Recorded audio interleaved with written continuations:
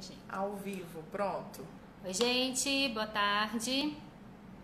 Vamos iniciar mais uma live nos últimos preparativos. Boa noite. É boa tarde, né? Boa tarde ainda. Eu acho que só depois do crepúsculo. Isso mesmo. Boa tarde. Depois do crepúsculo. Oi, Abracrim, Goiás, doutor Alex Neder e Luciana. Prazer estar com vocês.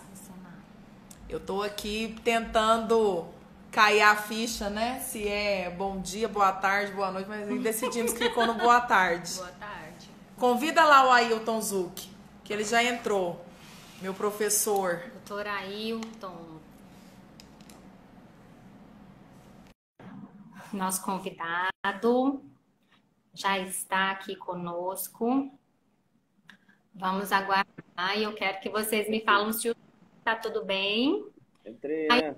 satisfação, Legal. mais uma vez, poder falar com você e principalmente num bate-papo informal, mas bem construtivo para as pessoas que irão nos assistir e que você nos permita sugar, beber um pouco do seu conhecimento. Só sei que nada é aqui, né? Estudando sempre. E é um prazer fazer essa live com você. A gente já participou de uma entrevista muito legal, né? Na TV Justiça, há cerca de 5 anos, por aí, né? 5 anos atrás. E foi muito legal. A gente fez essa amizade e eu não poderia aí me furtar a oportunidade de debater com você, com a colega delegada, a colega advogada, pessoas que têm um conhecimento jurídico vasto, né? Professoras de direito. Então, na verdade, a gente vai aqui debater e cada um aprender um pouquinho com o outro, né? Claro, para quem não sabe, gente, eu conheci o doutor Ailton foi num debate na TV Justiça, e eu me lembro ainda que nós falávamos sobre os crimes de racismo. Exatamente. E Exatamente. foi muito bacana e chamou muita atenção porque a gente foi debatendo, ficou tão bom o bate-papo que nós esquecemos até do intervalo que precisava na TV, do tanto que foi bacana. E eu quero só assim, agradeço mesmo. Depois nós tivemos oportunidades de falar mais também. E eu sou admiradora do seu trabalho como delegado. E eu tenho que contar aqui para o pessoal que o que mais me chamou a atenção e que eu virei sua fã foi quando você ia dar voz de prisão para o pessoal no hospital. Não me lembro qual que era a cidade ali do entorno, porque estava se recusando a atender uma criança que tinha engolido, acho que uma moedinha, estava engasgada. Então, eu acho que nós precisamos de bons profissionais, assim como você, e isso me chama atenção. Eu carrego e cito como exemplo, viu? Para os nossos alunos. Eu tenho, assim, eu guardo muitos momentos, assim, bons do meu lado profissional, né? Enquanto delegado de polícia. E esse fato, realmente, foi um fato que teve repercussão. E os médicos figuravam ali como garante, né? Desde o momento que eles se recusavam a atender aquelas crianças, nada mais eu fiz do que aplicar o parágrafo 13, o artigo 13, parágrafo 2º, que é a figura do garante, responde pelo resultado. Mas, graças a Deus, tudo se resolveu, a criança foi atendida, e eu ficarei muito feliz se essa jovem desejar ser delegada de polícia, né? Porque ela leva isso com ela, então ia ser muito legal. Eu vou só aumentar aqui um pouquinho. Doutora Ailton, eu quero agora apresentar a doutora Lorena. Ela já vai dizer que é sua fã, postou algumas fotos. Sou sua aluna, né? Aluna, aliás, todos nós somos, né? Aluna Mas dele. a Lorena, ela é advogada, hoje ela é vice-presidente da Abracrim, que é a Associação dos Advogados Criminalistas. Nós estamos juntos dando aula, eu também faço um trabalho na Abracrim, na OAB. Então, é uma mulher e uma advogada muito aguerrida e uma professora que eu não sei como que ela encontra tempo, porque ela dá aula de manhã, à tarde e à noite, eu acho. Mas eu vou passar um pouco aqui a palavra para ela. Fala aí, Tom Zuc, meu eterno professor, né? E eu vou ter que confessar hoje para todo mundo, como eu falo sempre isso em sala de aula, você é uma espécie assim que a gente tem, não é falar sou fã do Ailton Zuc, não. Você é o cara no direito penal. Você nos inspira todos os dias. Eu aprendo todos os dias com você. Acho que vou ser a chamada eterna adelante, viu, Ailton? Eu fico você aí figurando com uma professora de direito penal, e citar, né, nas suas aulas, né, fazendo essa referência, eu fico muito feliz. Mas longe de ser o melhor professor de penal, nunca, né? Eu apenas faço o meu trabalho. Tem diversos professores aí também que realizam trabalho, uns trabalhos de excelência, e é isso. A gente cada dia aprende mais, né? Eu quero aprender um pouco com você hoje aqui também. E eu fico Nossa, olha que responsabilidade. os casos concretos lá na sua aula, e você já me acompanha há muito tempo, né? Desde 2016. Não é isso? Periscope, não é? Periscope na época. Olha só, eu quero agradecer aqui, que eu já estou vendo que tem um monte de aluno aqui, a Juliana, Alberto, muito obrigada, viu? E assim, Ailton, o nosso tema hoje, crimes contra o patrimônio, né? Então, hoje nós vamos sugar de você também, para poder aprender um pouco. Lembrando daquela parte teórica mesmo, que nós vamos adentrar aí ao furto e no crime de roubo, 157. Então, vamos assim, didaticamente, só para a gente começar com os meninos, que eu sei que já estão aqui conosco, crimes contra o patrimônio. Nós sabemos que o nosso direito, o nosso Código Penal brasileiro, ele está protegendo aí a sociedade do agente, né, que comete o crime de furto ou roubo, que é a nossa pauta hoje, mas vamos começar lá pelo furto, em desfavor de alguém, né? E aí o que acontece? Nessa parte teórica, nós sabemos o que é o crime de furto. Lá no artigo 155 fala o quê? Subtrair para si ou para outrem coisa alheia móvel. Então, tipicidade eu já sei que tem que ser o quê? Coisa alheia móvel. E aí nós temos uma pena de imposta, né? A nossa pena de reclusão de 1 a 4 anos. Então, nessa parte introdutória. Nós sabemos aí que pode ser cometido por qualquer pessoa enquanto sujeito ativo. Enquanto sujeito passivo, nós temos aí o proprietário. Temos algum entendimento doutrinário, isso aí nós vamos aprofundar agora mesmo. E aí eu quero que você vai nos conduzindo aí a alguns pontos específicos que é importante para concurso público, para prova de OAB, né, que o pessoal gosta muito de comentar, acerca do 155. Tá? Eu vou jogando para você, a gente vai conversando, que eu acho que aí vai ficar legal para os meninos. Tá? É importante, quando a gente trata lá do delito de furto, saber o que pode ser objeto de furto, né? Nós temos a chamada res nullius. Res nullius é coisa de ninguém.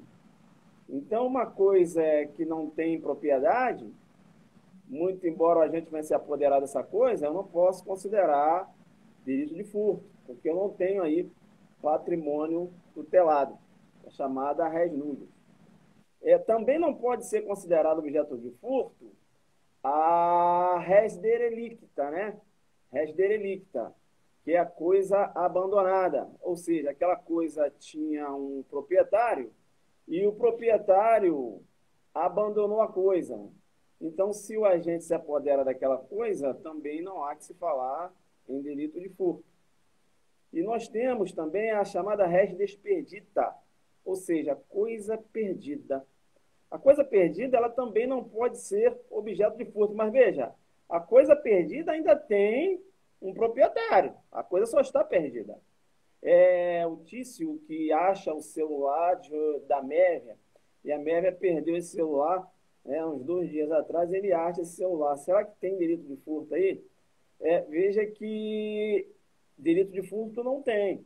Mas eu tenho aí a denominada apropriação de coisa achada, que trata-se de um crime a prazo. Se ele não devolver esse celular no prazo de 15 dias, ou não conduzir nesse celular uma delegacia de polícia, não devolver esse celular ao proprietário, ou não conduzir esse celular à delegacia de polícia, que você tem que entregar esse celular, né? E você teria aí o crime de apropriação de coisa achada. E é importante, você falava acerca do furto, né? E você abordou aí o furto simples, deu a pena do furto simples. É interessante a gente saber que essa conduta de subtrair coisa alheia já é isso, apropriação de coisa achada, o colega colocou ali, né? Uma forma de apropriação indébita. Isso aí, está lá no 69, parágrafo único. É interessante porque quando você raciocina com furto, é uma conduta reprovável, né? Subtrair coisa alheia. O Tício, que subtrai a bicicleta no MEV. Agora, é mais reprovável ainda se ele quebra um cadeado que estava protegendo aquela bicicleta. É mais reprovável ainda se ele age durante a noite, não é isso? E ele agindo durante a noite, a reprovabilidade da conduta é maior. Por isso que nós temos lá a causa de aumento de pena do repouso noturno. Se ele rompe um obstáculo para subtrair aquela bicicleta, a reprovabilidade é maior. Por isso que nós temos o furto qualificado pelo rompimento de obstáculo, que é chamado de furto por infração.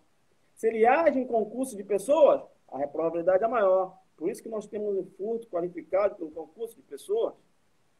E se ele chega a enganar a vítima para subtrair a coisa, ele se utiliza da fraude, a reprobabilidade de conduta também é maior. E nós temos lá o furto qualificado mediante fraude. Ou seja, eu estou aqui dando algumas qualificadoras para mostrar para vocês o seguinte: quanto mais o crime é reprovável, a tendência, né, numa perspectiva de política criminal, a tendência é que ele receba uma reprimenda penal maior. É por isso que você tem aí as figuras das qualificadoras, né? E a gente falando aqui de qualificadora. E aí a gente entra um pouco dentro do nosso tema, porque a Lei 13.654 incluiu uma qualificadora nova lá no delito de furto. Se o agente, por exemplo, emprega explosivo para subtrair valores em dinheiro que se encontra no interior de uma agência bancária. Veja que agora você tem essa figura como uma figura qualificada. Antes, você tinha aí o furto simples e mais o delito de explosão majorado. Agora não. Agora você tem lá o furto qualificado pelo emprego de explosivo. Tá. E qual seria o reflexo do pacote anticrime em relação a essa qualificadora? Essa qualificadora ela não veio com o pacote anticrime. Ela veio com a Lei 13.654. E qual é o reflexo do pacote anticrime em relação a essa qualificadora? É que o legislador elevou essa qualificadora, né, esse furto qualificado mediante o emprego explosivo, à condição de crime hediondo. Aí? Então, fica esperto, né, em relação a essa qualificadora e esse reflexo, a gente entrando no tema agora, que o tema é reflexo pacote anticrime ao furto e ao roubo. Então, eu já menciono, né, essa consequência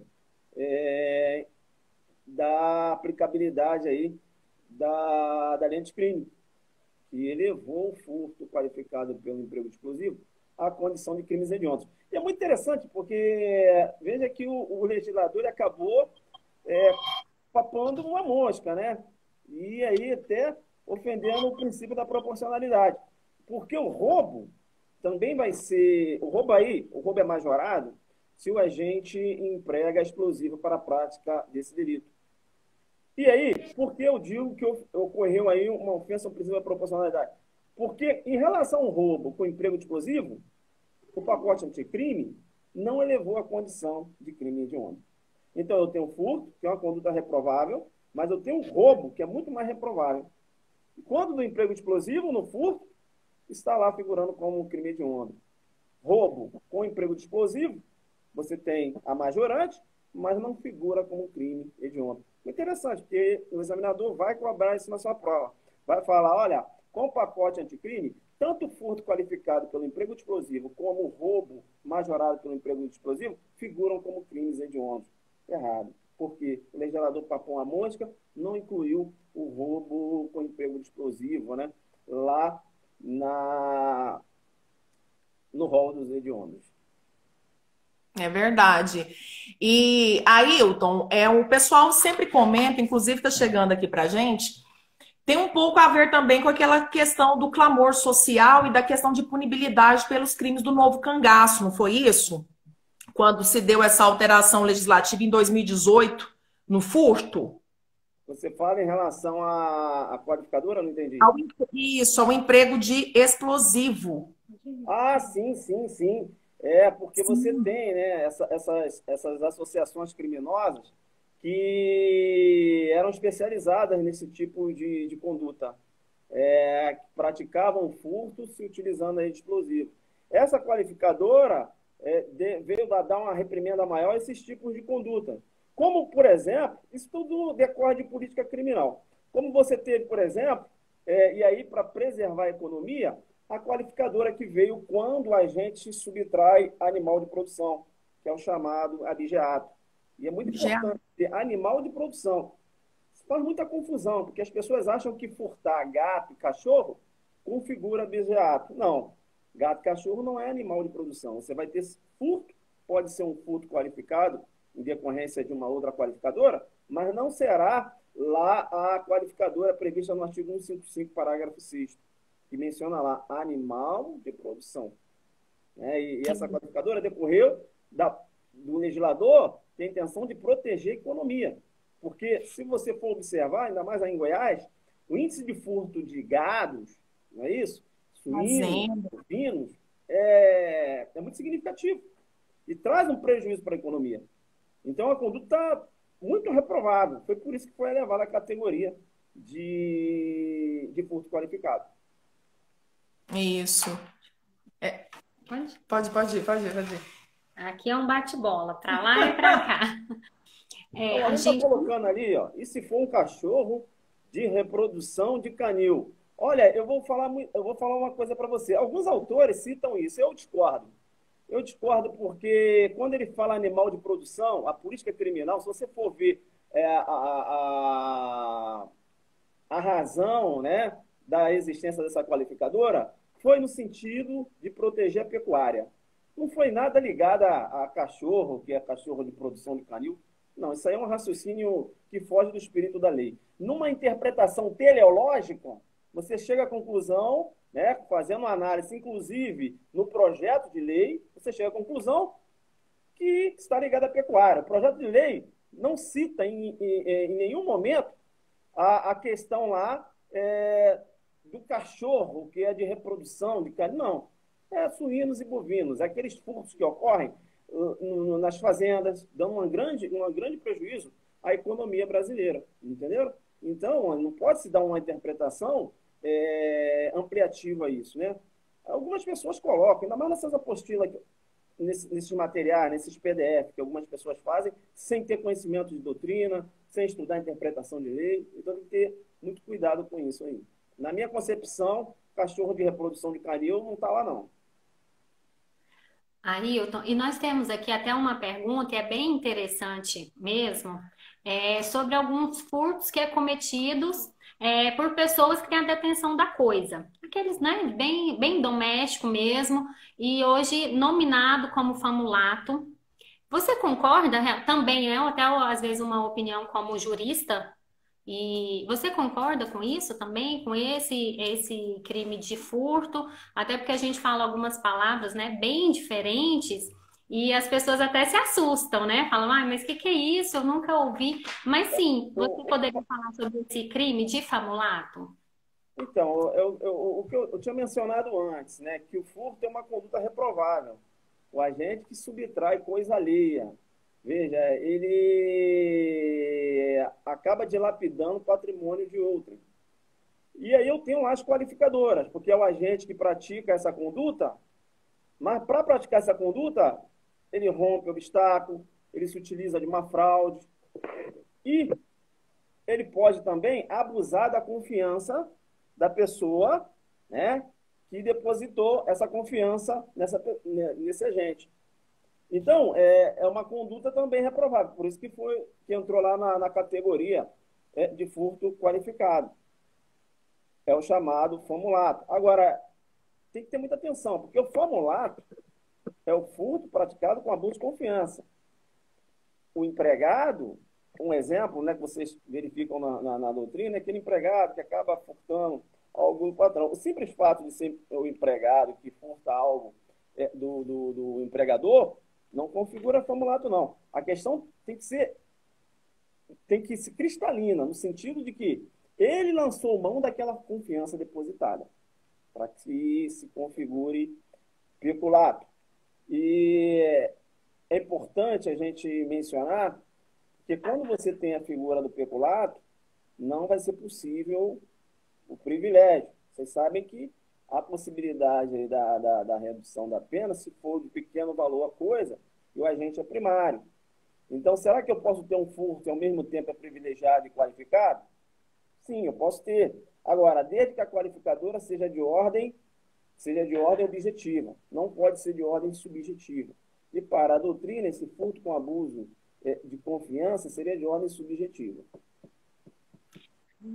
É a súmula 511 do STJ.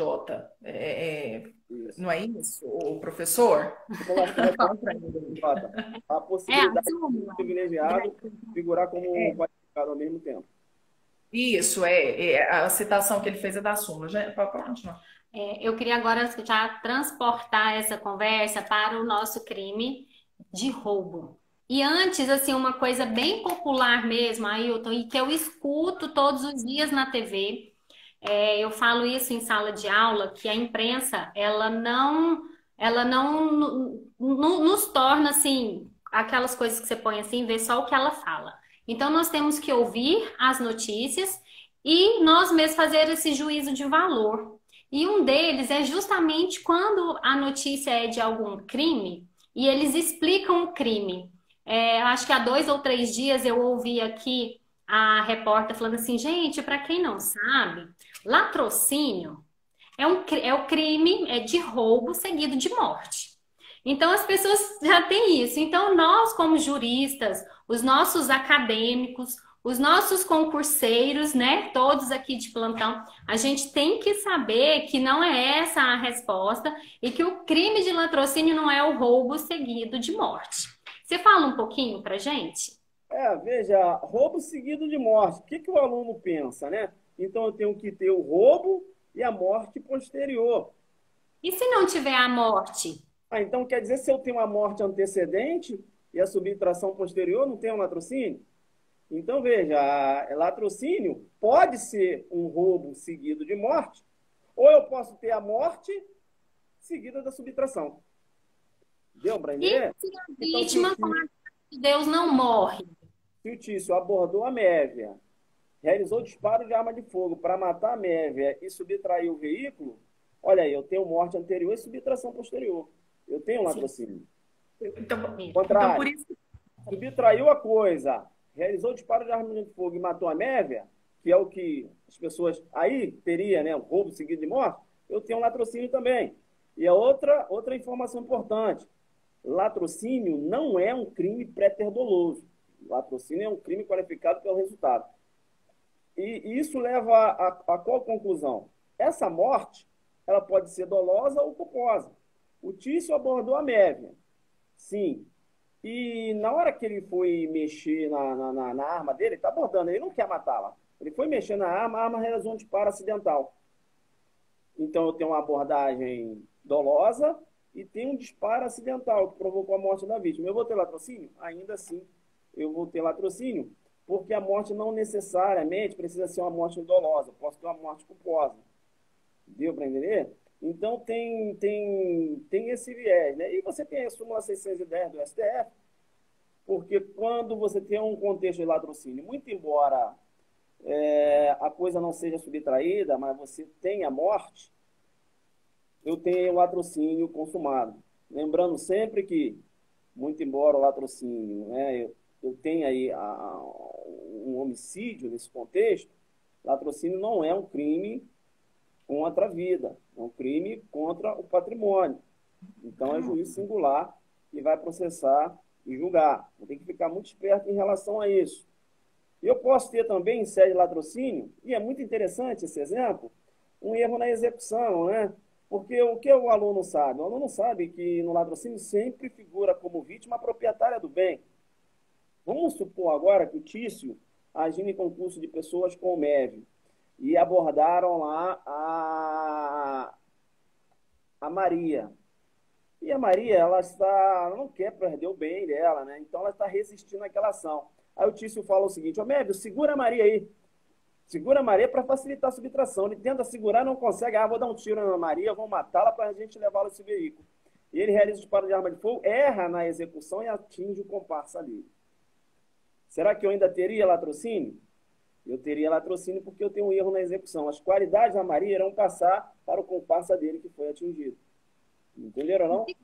Vítima. Essa visão de latrocínio é em sede de erro na execução, né? Lá do artigo 73. Qualidades da vítima acabam passando, as qualidades da pessoa que ele pretendia atingir, acabam passando para a vítima que foi efetivamente atingida.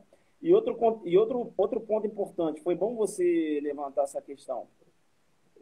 Não é todo contexto de roubo que eu tenho morte que eu tenho latrocínio, não. Eu posso ter um contexto de roubo, posso ter morte e não ter um latrocínio. Quer ver? Tício abordou o MEV. Quando ele abordou o MEV para subtrair o veículo do MEV, ele lembrou que o MEV tinha comprado drogas, uma boca de fumo, onde ele vendia drogas, e não pagou. Ele falou: peraí, foi você que comprou a droga em determinada data na minha boca de fumo. Vou aproveitar a oportunidade aqui e vou te matar. E ele mata o MEV naquele contexto. Será que eu teria latrocínio? Não. Eu não teria latrocínio por quê? Porque essa morte não tem vinculação com roubo, muito embora seja no contexto de roubo. Entenderam ou não? Eu tenho uma morte em contexto de roubo, mas essa morte não foi necessária para subtrair o veículo. Ele aproveitou da ocasião para matar a vítima. Eu teria aí um homicídio em conexão ocasional. E o homicídio em conexão ocasional não é qualificado. Professor, esse homicídio seria simples? Não. Porque ele matou por causa de uma dívida. A meu entender, eu entendo aí pelo revestimento da torpeza. Então, eu poderia ter aí poderia ter um roubo, né? E aproveitou, levou o veículo, aproveitou, né? Matei, agora vou levar o veículo, mas a morte não era necessária, eu não precisei matar para levar o veículo, eu matei porque estava me devendo. Aí você tem um roubo em concurso material com um homicídio qualificado. Veja, aí eu não tenho latrocínio. Então as pessoas têm que sair desse lance de basicão e aprender a raciocinar juridicamente, né?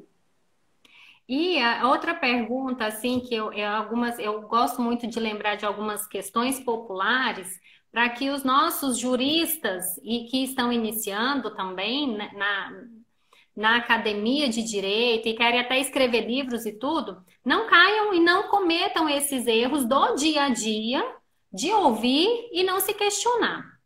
Porque nesse contexto dos crimes contra o patrimônio, no crime de roubo, eu também não preciso necessariamente de ter o resultado morte. Porque vamos falar assim, com a graça de Deus, que a vítima não morra, né? Então, será que... Aí as pessoas falam assim, mas aí ela não morreu. É roubo ou não é roubo? Né? É latrocínio? E aí, continua com esse crime? Então, são perguntas populares, mas que eu gosto de chamar a atenção, porque no dia a dia, nós, estudantes de direito, juristas, nós não podemos cometê-los. E tem uma certa razão quem chega à conclusão de que se a vítima morreu, mas o objeto não foi subtraído, ora, eu teria um latrocínio tentado. Tem uma certa razão, porque o latrocínio é um crime contra o patrimônio. Entendeu? Bem, tem até uma certa razão, mas é esse o pensamento que deve se levar uma prova, por exemplo? Não, porque, muito embora seja um crime contra o patrimônio, a vida, né, é o maior bem jurídico tutelado pelo direito. Então, vai se dar mais ênfase ao bem jurídico vida. Então, mesmo que eu tenha um veículo subtraído e mesmo que eu não tenha, né, um veículo subtraído, abordou, não conseguiu levar o veículo, mas a vítima veio a óbito, eu tenho um latrocínio consumado e não tentativa de latrocínio. Inclusive, esse entendimento foi um entendimento sedimentado aí pelo STF na súmula 610, considerando a vida como o maior bem jurídico, né? Maior bem jurídico. E aí você, raciocinando o direito penal, hoje, né, numa visão mais ampla, você tem a aplicabilidade da teoria da proteção de bens jurídicos, né, desenvolvida lá por Roxin. Então, tudo age em torno da tutela de bens jurídicos considerados relevantes. Vou passar para a doutora Lorena, porque ela quer muito fazer mais uma pergunta. Não, na verdade, professor, quando o senhor estava dando a aula aqui, ó, explicando a questão do latrocínio, me veio aqui em mente a questão também que a doutrina traz de ser um crime complexo, né? Quando fala da fusão aí do roubo e homicídio, né? Pluriofensivo e complexo. Falha a memória, teve uma questão de concurso público, eu não lembro agora a banca exatamente que perguntava isso. E eu lembro que errei a questão, e aí nós fomos tirar essa dúvida até em uma aula, e aí eu falei assim, agora não erra mais, né? Por conta dessa questão toda do raciocínio no direito penal. Porque às vezes a gente fica atento à letra fria da lei, mas a gente tem que ter aquela interpretação mais ampla também, né, professor? Você raciocina no latrocínio, se você for verificar tecnicamente, o latrocínio é um crime em conexão. Ou seja, eu tenho uma conexão entre o homicídio e a subtração. Uma conexão teleológica, inclusive. Ele mata para subtrair. Entendeu? E aí, para a gente voltar um pouco ao nosso tema da live, é importante mencionar, né, que o latrocínio é um crime considerado hediondo. E o pacote anticrime agora também elevou a categoria de hediondo roubo qualificado pela lesão grave. E essa lesão grave em sentido amplo, tanto lesão corporal grave como a gravíssima. O roubo qualificado pela lesão grave não era considerado hediondo. Agora entrou no rol dos hediondos e, além disso, tem que se entender que aqui, quando a lei menciona lá, se o roubo é qualificado pela lesão grave, tanto entra ali a grave como a gravíssima. Beleza? Beleza. E aproveitando essa questão aí do pacote anticrime, professor, que nós tivemos aí com a lei 13.964 de 2019, nós tivemos aí também um novo conceito e uma nova reflexão no 157, quando trata da questão da arma branca, né, e da arma de fogo de uso restrito. E aí eu quero que o senhor fale conosco um pouco dessa questão, porque antes de 2018 tinha uma lacuna na questão da arma branca. Com o pacote anticrime, nós tivemos um novo reflexo. Então, para a gente poder ponderar essa questão. E também já levanta minha mão para definir, porque muita gente pergunta e eu quero que o senhor fale comigo, né? A definição de arma branca. Não, professor, mas tem que ter uma definição de arma branca, né? Então eu quero que o senhor faça essa ponderação aí para nós agora no reflexo do pacote anticrime. Tá. Primeiro é interessante a gente mencionar que a redação original do Código Penal mencionava lá no inciso 1 do 157 que o roubo seria majorado, né, com uma pena de 1/3 até metade, se o crime fosse praticado com emprego de arma. Bem, e aí arma, eu poderia ter a arma branca como arma de fogo. Quando eu falo de arma branca, eu posso ter arma branca própria ou imprópria. Por exemplo, quando eu tenho uma arma branca própria, aquelas armas que são destinadas a ataque e defesa, um punhal, por exemplo. Uma arma branca imprópria é aquela arma que não é destinada a ataque e defesa, mas eventualmente eu utilizo para praticar uma lesão, para agredir alguém. Um canivete seria uma arma branca imprópria. Tá. A Lei 13.654, ela revogou o inciso 1º e criou uma majorante mencionando só a arma de fogo. Ou seja, se o indivíduo praticasse, após a alteração da lei, se o indivíduo praticasse o roubo com emprego de uma arma de fogo, e aí entende-se como arma de fogo de uso permitido, você teria aí a pena majorada. A pena aumenta aí de 2/3. E se ele utilizasse uma arma branca, responderia pelo roubo simples. Só que isso leva a uma incoerência e também uma ofensa ao princípio da proporcionalidade. Porque se o agente pratica o roubo sem utilizar qualquer instrumento, roubo simples. Se ele pratica utilizando de uma arma, até de um facão, roubo simples também. Entendeu? Estaria dando um tratamento a condutas que são diferentes quando você faz uma análise na gravidade, estaria dando um tratamento igualitário. E outra coisa, aí o legislador retirou lá o inciso primeiro e quando ele criou a majorante que fala de um emprego de arma, entendeu-se que empregando arma branca vai responder pelo roubo simples. Legal. E se o agente empregasse uma arma branca num contexto de extorsão? Lá na extorsão ele não mexeu. Ou seja, eu teria lá a extorsão majorada se o agente emprega a arma branca. Entendeu? Ainda tinha essa outra incoerência. Lá na extorsão ele não mexeu. Quer dizer, então, que se ele emprega a arma branca na extorsão, é extorsão majorada. Se ele emprega a arma branca no roubo, é roubo simples. Entendeu? Tá. Aí o que aconteceu? O STJ entendeu pela ocorrência da polícia no que se refere à arma branca. Então, aquelas pessoas que estavam respondendo por roubo circunstanciado com emprego de arma, que utilizaram arma branca, ocorreu abolício em sede de causa de aumento. Passaram a responder por roubo simples. Bem, tranquilo. Aí veio o pacote anticrime. Claro, eles perceberam a falha legislativa, né? E também a repercussão social que ocorreu em face dessa alteração.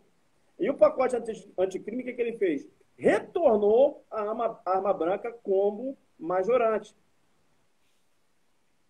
E aí, lá no pacote anticrime, com a alteração, já consta lá do artigo 157, parágrafo 2º, lá no inciso 7, menciona lá que o roubo será majorado se o agente emprega a arma branca. A dúvida que se faz é o seguinte: aquelas pessoas que empregaram arma branca num contexto de roubo, em que ocorreu a abolício, e passaram a responder por roubo simples, com essa nova alteração do pacote anticrime que retornou a arma branca, essas pessoas vão voltar a responder por roubo majorado? Não. Não por quê? Porque quando se reconheceu a abolício crimes, com a revogação do inciso 1, eu tenho ali a abolição ao crime a causa distintiva de punibilidade. Então, quanto à causa de aumento, não poderia o agente voltar a responder pela causa de aumento, muito embora agora esse contexto de arma branca seja uma majorante. Né? Então, é muito interessante ficar ligado com isso. Tá. Além disso, o pacote anticrime criou uma majorante no que se refere ao emprego de roubo com o uso com emprego de arma de fogo de uso restrito ou proibido, ou seja, a pena dobra. Então, qual a conclusão que nós temos hoje? Roubo com emprego de arma branca, 157, parágrafo 2º, inciso 7. A pena vai aumentar de 1/3 a metade. Se for um emprego de uma arma de fogo de uso permitido, a pena aumenta de 2/3. Se for uma arma de fogo de uso restrito ou proibido, a aplicabilidade aí do dobro da pena. Então, tem esses 3 patamares. E aí vem a informação muito interessante, que o roubo circunstanciado pelo emprego de arma branca, muito embora seja considerado um roubo majorado, pena aumenta aí de 1/3 a metade, não é considerado crime hediondo. No outro giro, quando você tem um roubo majorado pelo emprego de arma de fogo de uso permitido ou de uso restrito ou proibido, tem a roupagem de crime hediondo. Então, o examinador na prova, é claro que ele vai trabalhar com essas causas de aumento aqui. Entenderam? Então, tem toda essa questão aí. Certeza. Pode pegar. O que se pergunta, volta aqui, só para fechar, eu acho que ela falou acerca da arma branca, não foi isso? Foi. Para dar um conceito. Era. Se tem, porque Ela o pediu pessoal... para conceituar. Porque não tem Não, conceito. aqui é o seguinte, o que se discute é o seguinte, porque você tem lá a contravenção penal, né? Você tem lá a contravenção penal que é o porte ilegal de arma branca. Só que você não tem uma lei regularizando, né, e dando a definição de arma branca. Essa definição é doutrinária. É por isso que o Ministério Público ele fica sem essa possibilidade de ofertar ação penal para aquela pessoa que estava portando um canivete. Entendeu? Ainda tem esse detalhe. É importante falar, professor, porque às vezes a gente fala assim, ó, na lei não tem, mas se pesquisar na doutrina, a gente vai encontrar alguma explicaçãozinha lógica, alguma coisa que vai juntar, que vai ficar e que vai ajudar a definir e a pensar o direito. Então, por isso que eu pedi para a gente já englobar essa questão do pacote anticrime aí com a definição também. Outro ponto importante que a Mônica abordou, a questão de televisão, né? Quando você tem lá quando é que eu vou ter extorsão com restrição de liberdade da vítima? E quando é que eu vou ter roubo majorado pela restrição de liberdade da vítima, né? Eu tenho lá a extorsão qualificada pela restrição de liberdade da vítima e o roubo majorado pela restrição de liberdade da vítima. E o exemplo que aparece muito na televisão e as pessoas fazem uma confusão é do sequestro relâmpago. Aquela pessoa que é abordada no interior de um veículo e a televisão dizendo que é sequestro relâmpago. E a pessoa é abordada no interior do veículo, aquele meliante leva essa pessoa a um determinado local, depois libera. E aí vem no noticiário lá, olha, mais uma ocorrência de sequestro relâmpago. Nunca foi sequestro relâmpago, né? Sequestro relâmpago que é dominado pela doutrina. O sequestro relâmpago é a extorsão com restrição de liberdade da vítima. O cerceamento de liberdade da vítima deve ser necessário para a obtenção da vantagem econômica. Então, quando é que eu vou ter a restrição, a extorsão qualificada pela restrição de liberdade da vítima? Quando a gente aborda uma vítima, ele necessita da senha da vítima para realizar a subtração de valores, e aí, veja, a vítima, ela tem a senha, ele depende dela. Ele leva ela até um caixa eletrônico e ela chega lá, utiliza a senha e retira aquele valor em dinheiro. A extorsão, a participação da vítima, é necessária. E falando em extorsão com restrição de liberdade da vítima, a gente faz um link aqui com o nosso tema. Extorsão com restrição de liberdade da vítima agora figura como crime hediondo. O pacote anticrime elevou essa extorsão qualificada a crime hediondo e cometeu mais uma falha. Cometeu mais uma falha porque quando você tinha a extorsão simples, não era considerada hediondo. Tranquilo. A extorsão com resultado morte era considerada hediondo. Sim. E agora? Papo mosca. Extorsão com resultado morte não é mais considerada hediondo. Ailton, tem uma pergunta aqui, eu não sei se você viu, por causa que são vários comentários, estamos com bastante, e a pergunta do Rinaldo, ele perguntou assim, no caso da arma de fogo de uso restrito ou proibido, e se o agente, ele dispensa essa arma antes de ser preso? A pergunta dele, como que ficaria na pena? Que é a pergunta dele. E a pergunta dele é muito interessante, porque a gente tem essas majorantes, né? Veja que eu tenho um posicionamento do STJ, a STJ entendendo que não há necessidade da apreensão da arma para que o agente responda por roubo majorado. Tício abordou a Mévia e mais 3 pessoas. E ele estava... As vítimas informaram que ele estava portando uma arma de fogo. Durante a fuga, ele lançou essa arma de fogo no rio. Tranquilo. Foi abordado pela polícia militar. Já estava sem a arma. Mas se eu tenho provas testemunhais que ele estava empregando uma arma de fogo na abordagem, ele vai responder pelo emprego de arma de fogo. Mas ele estava portando uma arma de fogo de uso restrito. Mas veja, as vítimas vão falar que ele estava portando uma arma. mas era restrito. A vítima não tem conhecimento para dizer que era restrito. Então, indúbio pro réu, nós vamos raciocinar com uma arma de fogo de uso permitido. Quando você tem um contexto em que não foi possível a apreensão da arma, em que as testemunhas mencionam que o indivíduo empregou uma arma, ainda que tenha empregado uma arma de uso restrito, mas essa arma não foi apreendida, tem que se racionar, tem que chegar ao raciocínio, né? Aplicar o raciocínio, de que se tratava de uma arma de uso permitido. Deu para entender? A não ser que a prova, né? Aí eu estou falando, se é um texto de prova e a prova fala que o indivíduo estava com uma arma de fogo de uso restrito, beleza, a prova está falando, então pressupõe, né, que foi constatado que a arma era de uso restrito. Agora eu estou falando no dia a dia, né? No dia a dia, do advogado ali. Ele abordou, realmente ele utilizava uma arma de uso restrito, ele lançou a arma no rio, as testemunhas falam que ele empregou a arma, mas veja, testemunha não tem conhecimento técnico para dizer que aquela arma de fogo era uma arma de fogo de uso restrito. Sim. Tudo bem, meu cliente vai responder assim, arma de fogo de uso permitido. E nós teríamos uma diferença. E ainda tem mais um. Uma diferenciação conceitual. Há uma diferenciação conceitual de arma de fogo de uso restrito para arma de fogo proibida, que é o que fala no artigo 2º-B do artigo 157? Você tem uma explicação técnica, né? E aí você tem um decreto que complementa a Lei 10.826. E lá, esse decreto, ele traz no seu bojo essa diferenciação, está ligada à potencialidade da arma, enfim. É toda uma informação técnica que está lá.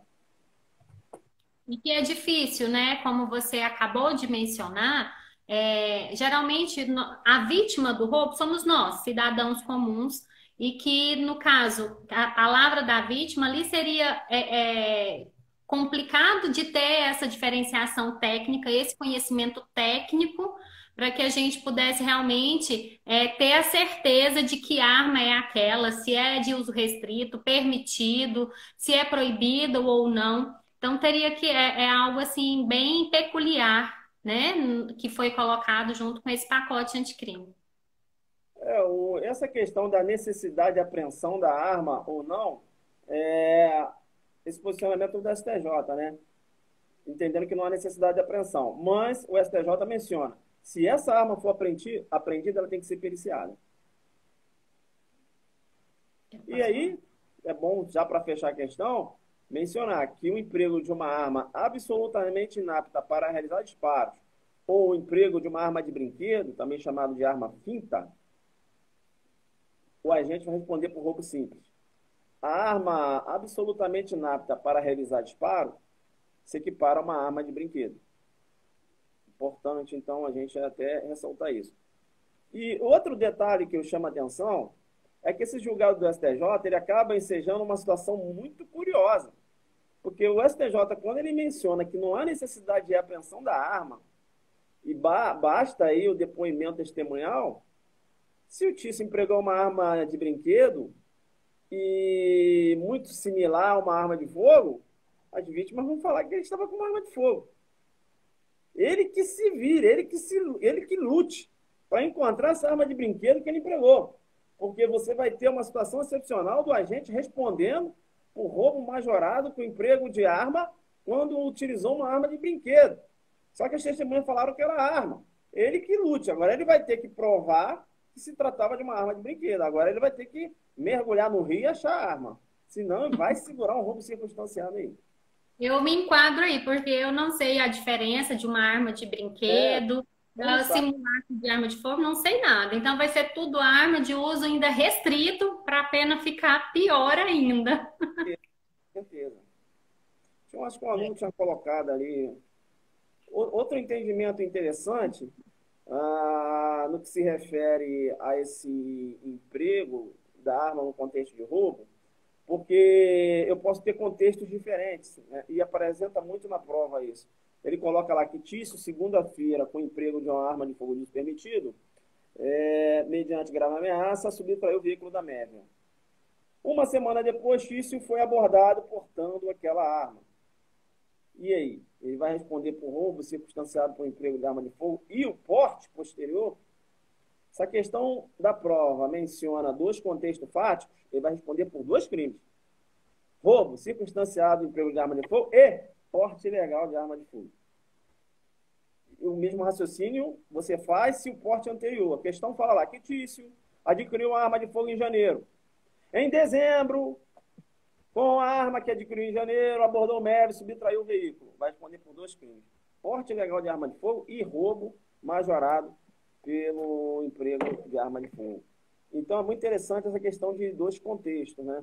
É claro que se a prova não fala nada, você tem a absorção do porte num contexto de roubo. O porte, a gente não vai responder por roubo e porte ilegal de arma de fogo, porque até vai figurar aí como majorante, né? Você tem incidência da majorante. Eu tô até com medo de acabar aqui o tempo e eu não consegui falar. Ailton, eu queria falar aqui com você, assim, a noite afora, até amanhã, porque o assunto é bem vasto, é muito interessante. A forma da sua abordagem, ela é bem didática e entendível, né? Até para quem não tem tanto conhecimento. Mas nós tivemos aqui, eu não posso deixar de mencionar, alguns colegas advogados, viu? Lá do Piauí, do Recife, de Rondônia, o nosso presidente da Abracrim de Rondônia está nos assistindo, nos prestigiando. Alguns amigos aqui, juízes que eu vi que entraram aqui na nossa live. Até pedi para não falar o nome, mas eu vou deixar um abraço muito grande para eles. E também o pessoal do Ceará. E eu sei que aqui em Goiás, então, tem muita gente aqui do interior de Goiás que está nos prestigiando. E eu tenho certeza que isso também deve muito a você, ao seu conhecimento como professor. Para quem não sabe, que eu acho difícil, mas o Ailton é idealizador do Adelante Concursos, né, preparatório para carreiras policiais. E eu sei que as pessoas gostam muito, é sonho, né? E uma coisa muito bacana que você fala, eu não brinco com sonhos, e as pessoas têm esse sonho da carreira policial. Eu até sempre que eu tenho oportunidade, eu agradeço qualquer policial, seja ele delegado, agente, escrivão, polícia militar, ou então das nossas forças armadas, marinha, exército, aeronáutica, porque se colocam à frente de tudo para nos defender. Então, eu vejo dessa forma, né? A segurança pública, você está disposto a me defender. Então, esse concurso para essas carreiras policiais, a gente tem que enaltecer, porque não é todo mundo que tem esse dom de proteger, né? De proteção da sociedade. Então, para quem ainda não fez, eu até vou fazer uma propaganda aqui, falar assim, ó, vamos lá para Adelante Concursos, tá saindo aí o concurso do DEPEN, alguns concursos DEPEN, né, que vai... Com turma para delegado da Polícia Civil do Paraná e investigador do Paraná também. Aí, ó, então, gente, ó, investigador, delegado do Paraná, o DEPEN que vem agora, eu acho que tem muitas vagas, né? O DEPEN saiu, acho que com umas 200 vagas para a gente. 294, né? 294 vagas. Eu ainda sou apaixonada pela advocacia, viu, Ailton?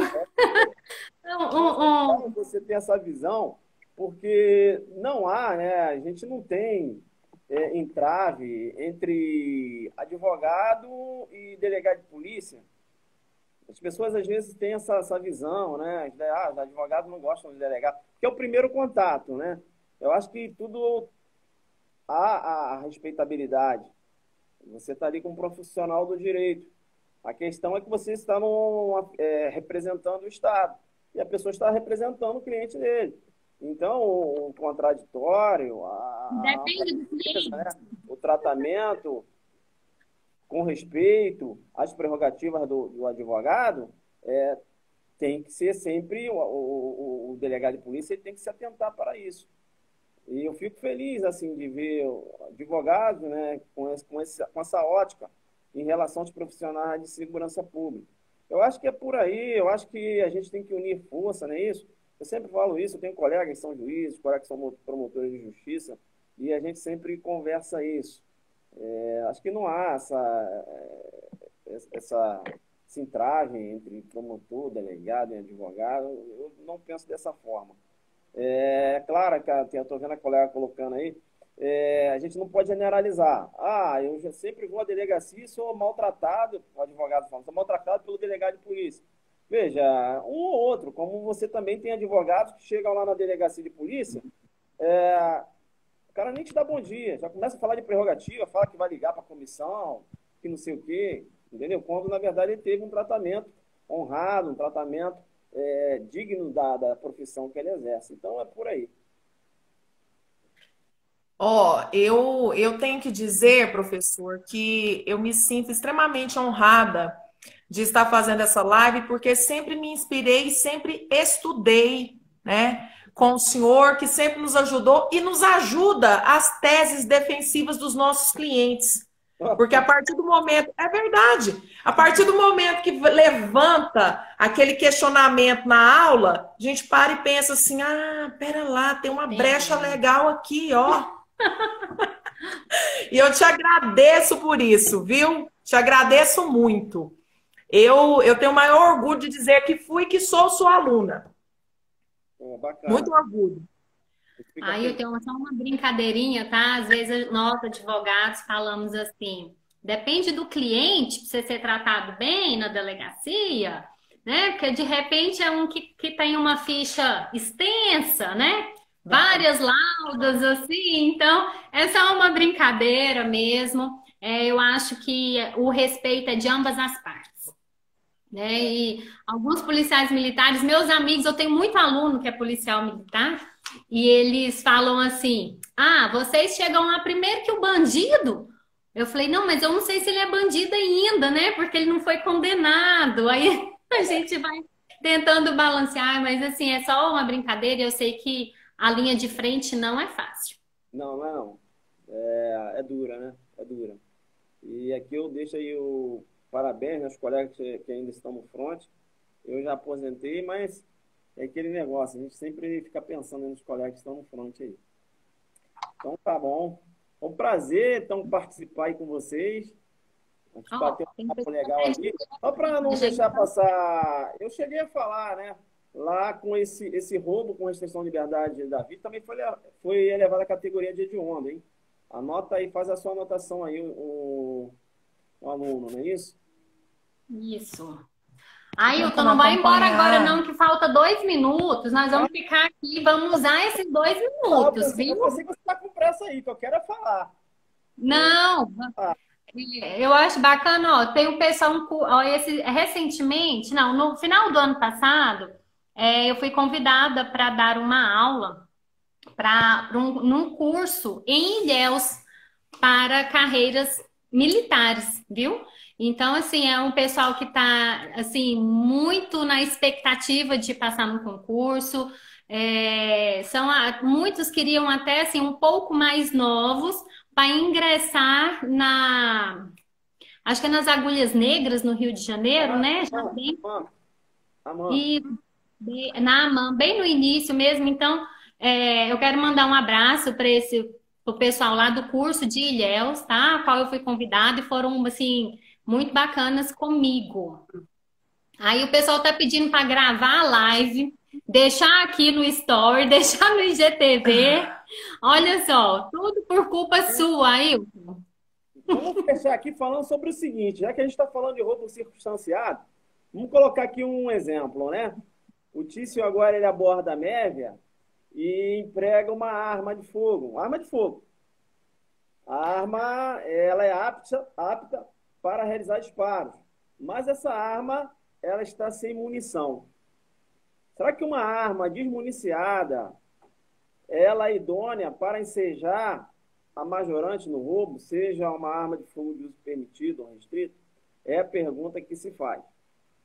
Então, o que acontece? A gente já abordou o emprego de arma de fogo, a arma apta para realizar disparo.